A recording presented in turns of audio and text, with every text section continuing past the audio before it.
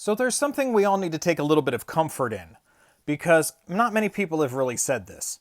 While I personally in a heartbeat would change the results of November 5th, especially with the shenanigans, we have to understand that even though we are going through absolute hell right now, the result the other way would have resulted in probably a lot more violence and death. I'm just trying to find the silver lining here. If Kamala Harris had won the election, which she did, Maga would have been absolutely incensed. And as a domestic terrorist group, which they are, several of them would have started a whole bunch of violence. They would have sent death threats to people. They probably would have stormed another federal building. They would have set fires. They would have tried unaliving members of Congress again. The neo-Yazis who support him would have been storming through the streets causing chaos and riots. MAGA would have absolutely been relentless in their bloodlust. But now since their God King was elected, they've more or less gone passive. So now they're just sitting back thinking they won, and they're waiting for their master to make them millionaires. When instead, he's actually taking things away from them. He's taking away their health care, their jobs, he's taking away their benefits, making prices go up and inflation go up when he said he was going to tackle them on his first day.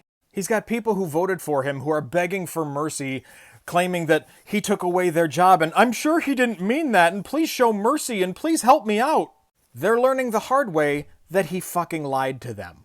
Whereas if they had lost the election, which they did, and if Kamala were in the White House, there would be non-stop racial, misogynistic violence.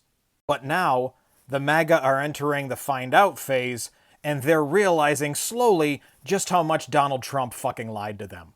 Which actually works out better for the rest of us, because even though a few of them are still blaming Biden and Democrats, because the longer Trump remains in office, they can't complain about Biden or the Democrats. Trump has a trifecta in the government. Everything in the economy started going south the second he got in office and started implementing tariffs and trade wars. None of this has to do with Joe Biden. And eventually, after Trump's been in office for 2 or 3 years, they can't still keep blaming Biden. Especially when every single economic website is reporting that the reason the stock market is tanking and the reason prices are going up is because of Trump's policies. That's it. So although I absolutely hate this hellscape we are in and I wish the result were different, in terms of people actually having a self-reflective moment and realizing that they were lied to and they were screwed over on purpose, this is actually the better way for them to have that realization and that moment of catharsis.